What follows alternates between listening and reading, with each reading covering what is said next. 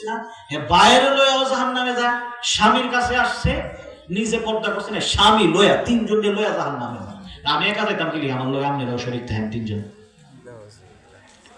ছোট ছোট কাপড় পরায়, ইন্ডিয়ান সিরিয়াল দেখে দেখে ছোট ছোট বাচ্চারা, ছোট ছোট মেয়েরা শর্টকাট কাপড় পরছে,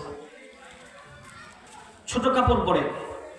এটা দেখে মেয়েরে বাজারে গেছে, বাজারে গিয়া এই জামা সেই জামা, কত জামার নাম বলে হুজুর, ওরা ভালো জানে, মহিলারা আমার থেকে ভালো জানে, টিভিতে ওরাই দেখে।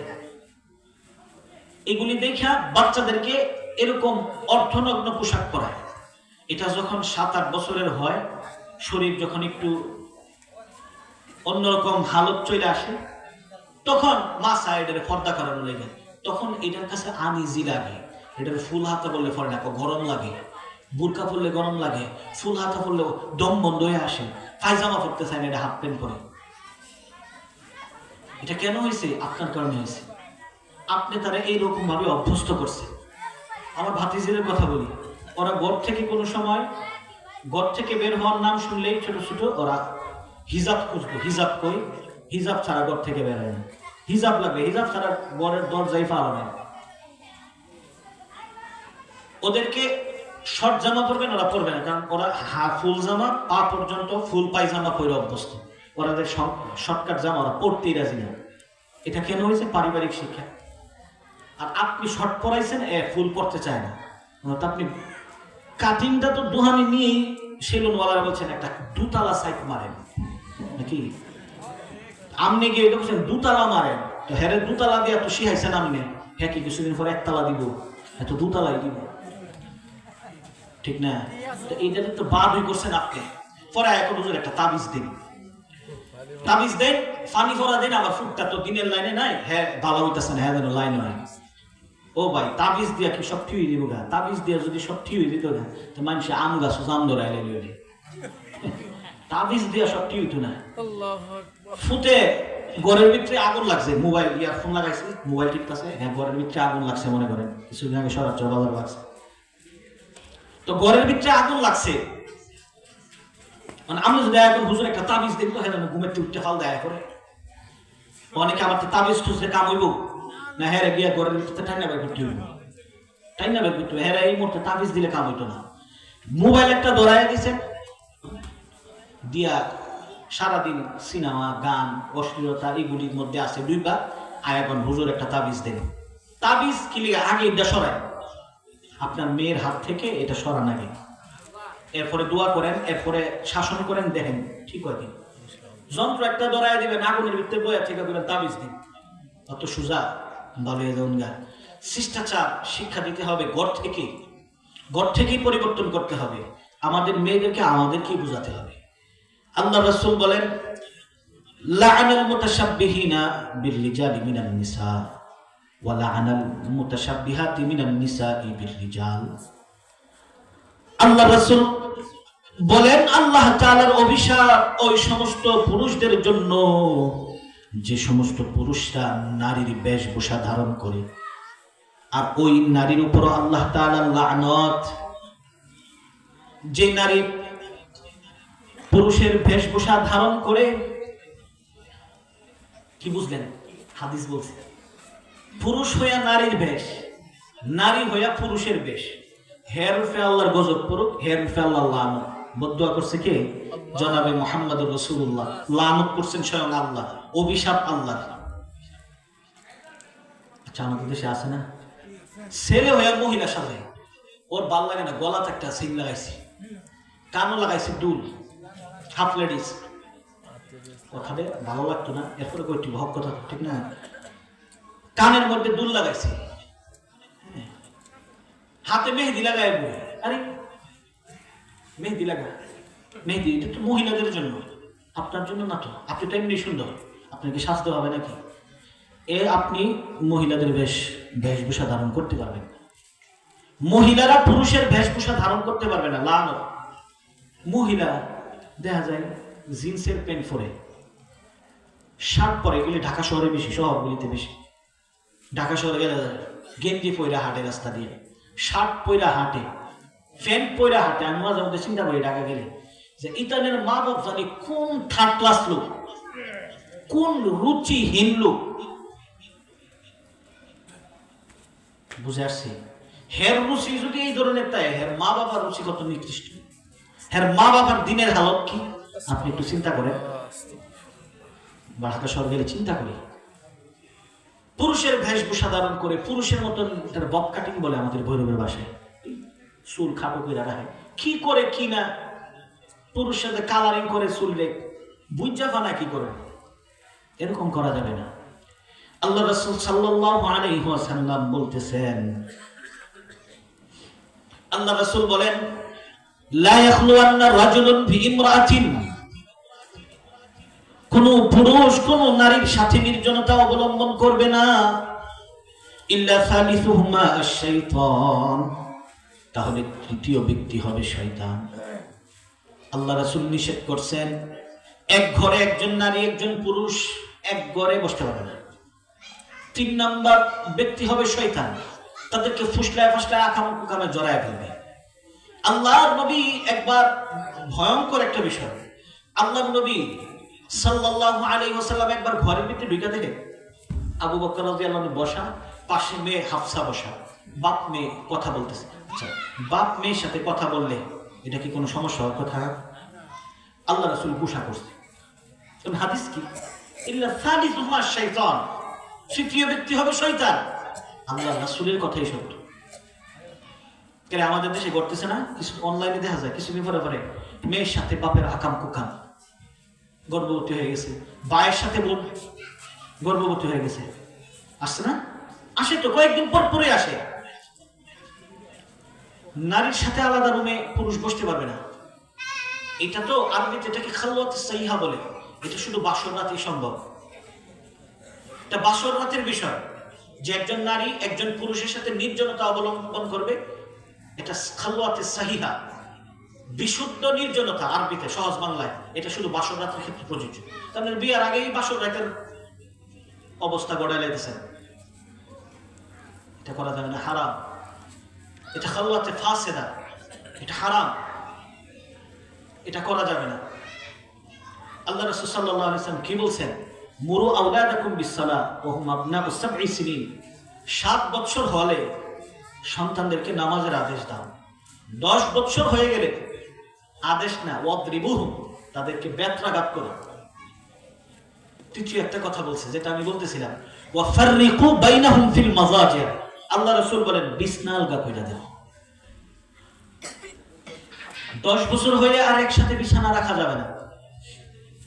10 বছর হইলে আর কি করা যাবে না, একসাথে বলবে আমার ছেলে মেয়ে 10 বছর হইলে আল্লাহ রাসূলের নিষেধ, হারাম।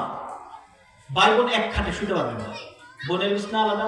গতকালকে রাত্রের কথা বলতেছি, গতকালকে রাত্রে ইন্ডিয়ার একটা সংবাদ আমি নিজে পড়ছি, দেখছি। মেয়ের বয়স 9 বছর, মেয়ের বয়স 9 বছর, ভাইয়ের বয়স 11 বছর, মেয়ে গর্ভবতী হয়ে গেছে, হসপিটালে নিছে অন্তঃসত্ত্বা। কি বুঝলেন? ইন্ডিয়ার সংবাদ। তো যেটা বলতেছিলাম, ফাররিকু বাইনাহুম ফিল মাযাজি, আল্লাহ রাসূল বলেন বিছানা আলাদা করে দাও। 2 ভাই, আরো আশ্চর্য, 2 ভাই এক খেতার নিচে থাকতে পারতো না, খেতা 2টা থাকবে, এটা ইসলাম। আর যদি একটা খেতা থাকে, পার্টিশন হিসেবে কুলবালিশ লাগবে। ইসলামের বিধান আপনি মানেন আর নাই মানেন, আমার কাজ হইলো বলা, আমি বইলা দিতেছি, বিষয়টা বুঝছেন? আমার কাজ বলা।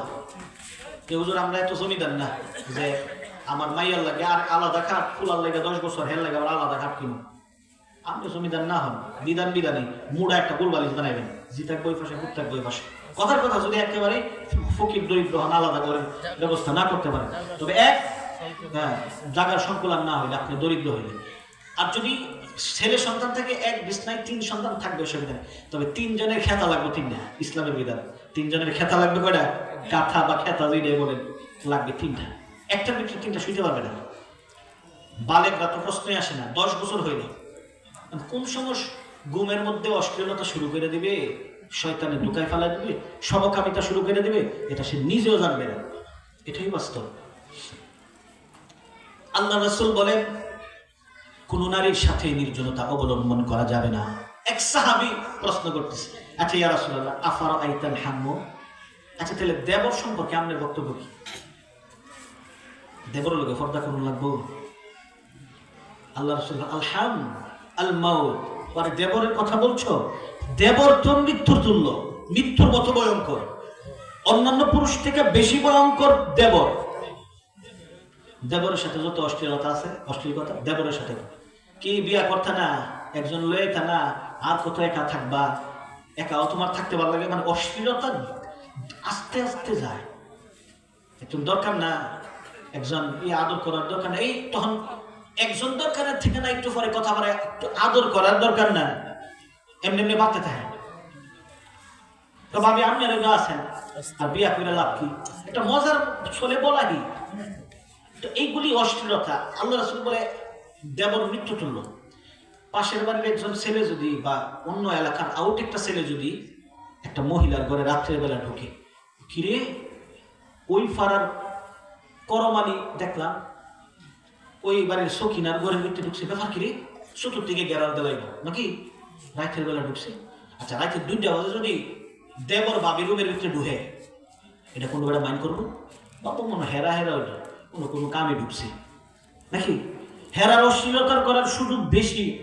এই জন্য আল্লাহ রাসূল বলেছে দেবর এটা মৃত্যু, মৃত্যু হাজি ভয়ঙ্কর না, মৃত্যুর মতো ভয়ঙ্কর। আল্লাহ রাসূল বলেন ইয়াকুম দুখুল আলান নিসা ফাইন্না শাইতান ইয়াজরি মাজরাদ দাম।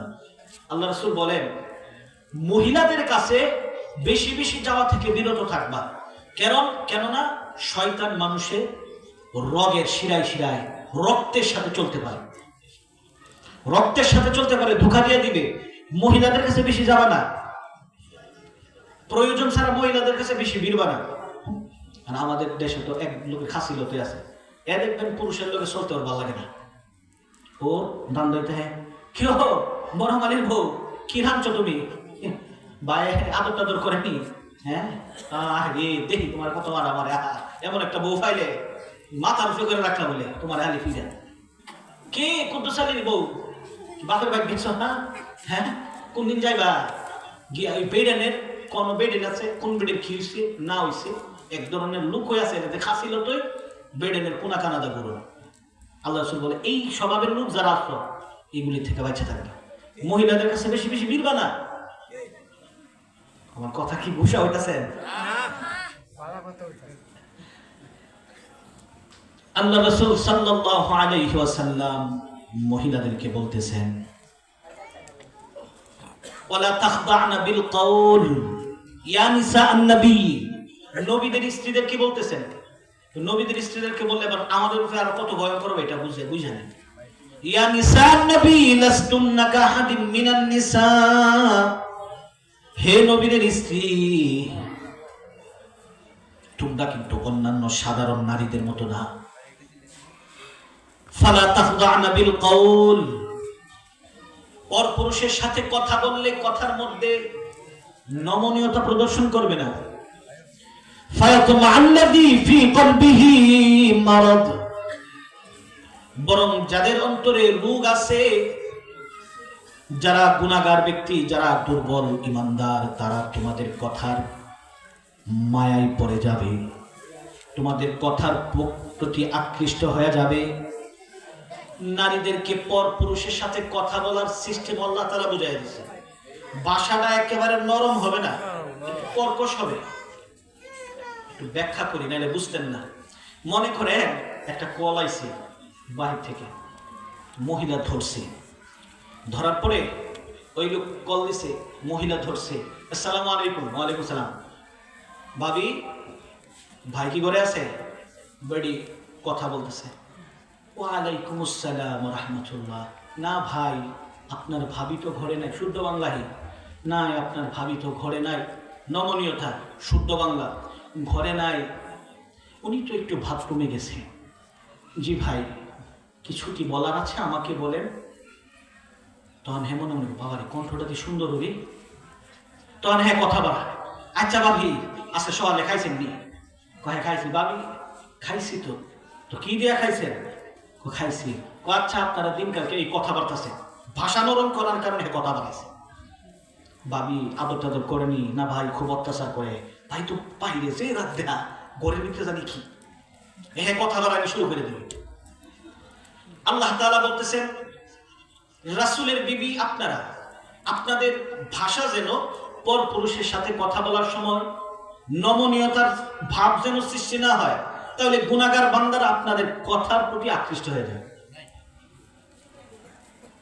আর যদি কলটা দেওয়ার পরে যদি বলতো ওয়ালাইকুম আসসালাম রাহমাতুল্লাহ, মহিলার কণ্ঠে বলতেছে ওয়ালাইকুম আসসালাম রাহমাতুল্লাহ, জি কে বলছেন? ভাই কি ঘরে আছে?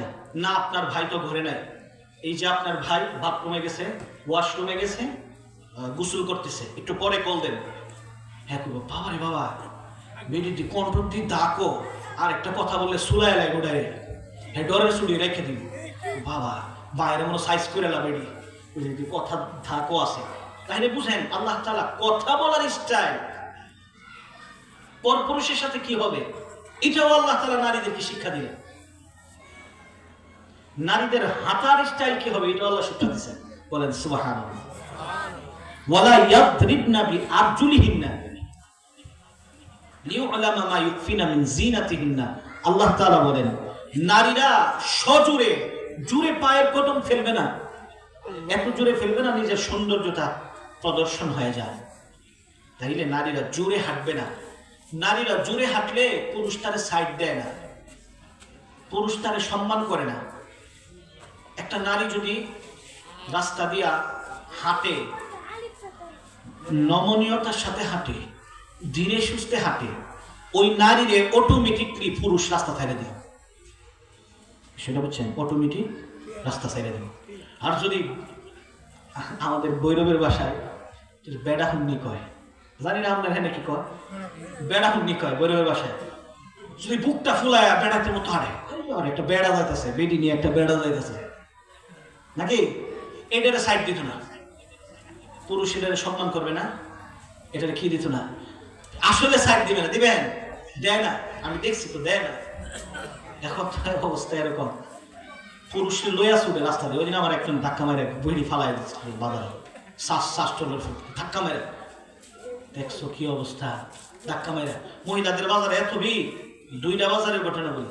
আগরপুর বাজারে আগে বেশি বাজার করতাম, ওই দিকে ছিলাম, সরারচর ছিলাম না, সরারচর আসছি, সেম ঘটনা ঘটছে। দুই বেডি আমার নিজ কানে শোনা, বেড়াইতে লাগা বাজার তো ফারা দিউন জানা, বেড়াইতে লেগে মাছ বাজার আর একটা সবজি বাজার, বেড়াইতে লেগে বাজার ফারা দিউন জানা, বেড়াইতে লেগে ফারা দিতে না। এই যে অবস্থা, আল্লাহ রাসূল মহিলাদেরকে রাস্তায় কিভাবে হাঁটবে, আল্লাহ বলছেন নমনীয়তার সাথে হাঁটবে, আর রাসূল বলছেন হাঁটলে কি স্টাইলে হাঁটবে, কোন সাইডে হাঁটবে, ওইটা রাসূল হাদিসের মধ্যে ঘোষণা দেন। লাইসা লিন-নিসা ওয়াসাতাত তারিক লাইসা লাহুন্না ওয়াসাতাত তারিক, মহিলারা রাস্তার মাঝখান দিয়ে হাঁটবে না, আলাইকুন্না বিহাফাতিত তারিক, আল্লাহ রাসূল বলেন তোমাদের জন্য উচিত হচ্ছে তোমরা রাস্তার সাইড দিয়ে হাঁটবে। মহিলারা রাস্তার সাইড দিয়ে হাঁটবে। আগের যুগের নারী রাস্তার সাইড দিয়ে হাঁটতো, পুরুষ দেখলে সাইড হয়ে যেত, মনে হইতেছে দেয়ালের সাথে লেগে গেছে তার পিঠ। আর এখন পুরুষের সাইড মন লাগে, বেডিতে সাইড দেওয়া লাগে। এরকম ভাবে হাঁটবেন না, এরকম ভাবে হাঁটলে আপনার সম্মান থাকবে। তাহলে বোঝা গেল চোখের পর্দা করতে হবে। আল্লাহর নবী সাল্লাল্লাহু আলাইহি ওয়াসাল্লাম বলতেছেন জিনাল ইয়াদ আল বাতশু, হাতের জিনা হচ্ছে হাত দিয়ে স্পর্শ করা, হাত দিয়ে বেগানার স্পর্শ করা, এটা হচ্ছে হাতের গুনাহ। আল্লাহর নবী বলেন পায়ের গুনাহ হচ্ছে গুনাহের দিকে পা দিয়া হেঁটে যাওয়া। আল্লাহর নবী বলেন কলবের গুনাহ হচ্ছে, কলবের পর্দা হচ্ছে, কলবের জিনা হচ্ছে কলব দিয়া খারাপ কিছু চিন্তা করা, এটা কলবের পর্দা লঙ্ঘন হয়, এটা হচ্ছে কলবের জিনা। আর আল্লাহ রাসূল বলেন এই সবগুলো, চোখের জিনা, হাতের জিনা, মুখের জিনা, পায়ের জিনা, এই সবগুলো ছোট জিনা, এই ছোট জিনাগুলো বড় জিনা লজ্জাস্থানের মাধ্যমে বাস্তবায়িত হয়। এই জন্য হাতের পর্দা করতে হবে। বাসের সিটে বসলে মহিলাদের সাথে গোষ্ঠী বসুন যেত, দোয়া করে একটা বেডি আয় বুঝতো তখন বেড়াত বলে সাইড দিত না আর বেডি আইলে আফা বই ফালে উঠে যায় আমি কি মিশা কথা বলছি দেখুন বাফের মানে বেড়া খারে দিচ্ছে বাফের সমান দুইটা সিট আছে সাইডে জায়গা দিউন যায় জায়গা দিত না ট্রেনের মধ্যে যাইতে জায়গা দিত না মুরব্বী খারে গেছে বহুক্ষণ যখন একটা সুন্দর একটা সুদর্শন সুন্দর একটা নারী দেখছে উঠতে গিয়ে বাফা বোন আমার লোকে বই পারলে কুলবো এই ধরনের সভা আছে না সিএনজি বলে ইচ্ছা করে বসলে ইচ্ছা করে বসলে স্বর্ণের মধ্যে এগুলি হচ্ছে হাতের জিনা হাতের পর্দা লঙ্ঘন হয় এগুলো করা যাবে না সর্বশেষ আমিও রেখে দিব আমার আরেকটা প্রোগ্রাম আছে কুতুবপুর পূর্ব কুতুবপুর মাদ্রাসার মাহফিল এরপরে আমি 9:45 এখানে বয়ান করবো এই জন্য আমি আর বেশিক্ষণ বাড়তেছি না আমি হাতে জিনার কথা বলে শেষ করে দিচ্ছি যেগুলি দিয়ে চিরস্থায়ী বিবাহ বিচ্ছেদ হয়ে যায় যেটা না বললে না এই জন্য বলতেছি চিরস্থায়ী বিবাহ কিন্তু কিভাবে বিচ্ছেদ হয় 4টা পয়েন্ট মনে রাখবেন যদি পিতার সাথে মেয়ের ব্যাড টাচ হয় খারাপ টাচ শরীরে শাহওয়াত নিয়ে উত্তেজনা নিয়ে পিতা মেয়েরে ধরছে অথবা মেয়ে বাপের ধরছে একেবারে এই মেয়ের সাথে হ্যাঁ বাপের মায়ের চিরস্থায়ী বিবাহ বিচ্ছেদ আরেকটা হচ্ছে মার সাথে ছেলের আকাম কুকাম যদি হয় বা মার সাথে ছেলের যদি শাহওয়াতের সাথে উত্তেজনার সাথে একজনের ব্যাড টাচ হয় তাইলে চিরস্থায়ী ওই ছেলের মার সাথে ওই ছেলের বাবার চিরস্থায়ী বিবাহ সম্পর্কে কি হয়ে যায় হারাম হয়ে যায় এটা হলো 2 নম্বর পয়েন্ট 3 নম্বর পয়েন্ট হচ্ছে শাশুড়ির সাথে জামাই মেয়ের জামাই শাশুড়ির সাথে মেয়ের জামাই যদি আকাম কুকাম হয় বা ব্যাড টাচ খারাপ টাচ হয় উত্তেজনার সাথে তাইলে এই বেডির মেয়ের লগে জামাই চিরস্থায়ী সম্পর্ক কি হয়ে যায় বিচ্ছেদ হয়ে যায় 1000বার বিয়া পড়াইলে বিয়া হয়ে যায় সর্বশেষ যে পয়েন্টটা গুরুত্বপূর্ণ শ্বশুরের সাথে ফুতের বউ বলেন শ্বশুরের সাথে ফুতের বউ শ্বশুরের সাথে ফুতের বউর যদি খারাপ টাচ হয় তাইলে এই বেটার ফুতের লগে ফুতের বউর বিবাহ চিরস্থায়ী বিচ্ছেদ হয়ে যায় আপনার বউর এদিকে যদি আপনার বাপের শরীরটি পান আর শরীর টিপতে যদি আপনার বাপের উত্তেজনা তো আপনার বোঝানতো না ওই দিক দায় বসছে কোন বেড়া মানুষটা টিপতে কোন সমস্যা ঢুকা দিচ্ছে উত্তেজনা হয়ে গেছে তাইলে চিরস্থায়ী বিচ্ছেদ হয়ে যাবে আপনার ফুতের বউ কি কারণে আপনার ঠ্যাং টিপবে আপনার বউ নাই আপনি ছেলের দিয়ে টিফান আপনার ফুতের বউ কেন আপনার নাতিরে দিয়ে টিফান নাতনিরে দিয়ে টিফান আপনার খেদমত আপনার ফুতের বউ কেন করবে শারীরিক খেদমত ইসলামে জায়েজ নাই তো আমরা এগুলি করি ফুতের বউ না করলে ফুতের বউ করে জানেন আমি একটা মহিলা মাদ্রাসার মধ্যে 9 বছর যাবত বুখারী তিরমিজি শরীফ পড়াই 9 বছর চলে আমার কাছে কয়েকজন ছাত্রী কল দিছে যে হুজুর আমার শ্বশুর আমার স্বামী বিদেশ থাকে আমার স্বামী বিদেশ জেনারেল একজনকে বিয়ে করছি আমি দাওরা পাস মহিলা জেনারেল একজনকে বিয়ে করছি মানে আমার স্বামী বিদেশ থাকে আমার শ্বশুরের নাকি খেদমত করতে হয় মানে খেদমত কি আমার শ্বশুরের সারাদিনের ঠ্যাং টিপ্পা দিন লাগে মাথার মধ্যে তেল মেরে দিন লাগে ঠ্যাং মালিশ করে দিন লাগে এমনটা কি হয়েছে আমার ছাত্রী আমার কল দিছে বিবাহিত জীবনে তো কি হয়েছে ও আমার শ্বশুর এক পর্যায়ে শরীর মালিশ করতাম গিয়া আমার শ্বশুর তো আমার সামনে বুকে হাত দিয়ে ফেলছে পরে আমার কাছে মাপ চাইতেছে কয়েকদিন মা আরেকদিন আমার পিছনে হাত দিয়ে ফেলছে আরেকদিন আমার জড়ায় ধরে ফেলছে আমার বিধানকে শেষ উত্তেজনার সাথে ধরে ফেলছে পরে আর আফসোস করলে কি হবে এই ফুটের বউয়ের সাথে তার ছেলের চিরস্থায়ী সম্পর্ক হারাম হয়ে যাবে কারণ একই মহিলার সাথে বাপেরও টাচ হয়েছে উত্তেজনা বসে আবার ছেলেরও টাচ এটা হইতে পারে না এই জন্য যারা আছেন শ্বশুর যারা আছেন একেবারে চোখ খান খোলা রাখবেন ফুটের বউরি দিয়া শারীরিক খেদমত নিবেন না মাথা টিপাইবেন না ঠ্যাং টিপাইবেন না তেল মালিশ করবেন না আপনি আপনার স্ত্রী বলবেন আপনার মেয়েরই বলবেন আপনার ছেলেরে বলবেন আল্লাহ তাআলা আমাদেরকে বোঝা আমল করার তৌফিক দান করুক ওয়া আখিরু দাওয়ানা আলহামদুলিল্লাহি রাব্বিল আলামিন আসসালামু আলাইকুম ওয়া রাহমাতুল্লাহি ওয়া বারাকাতুহু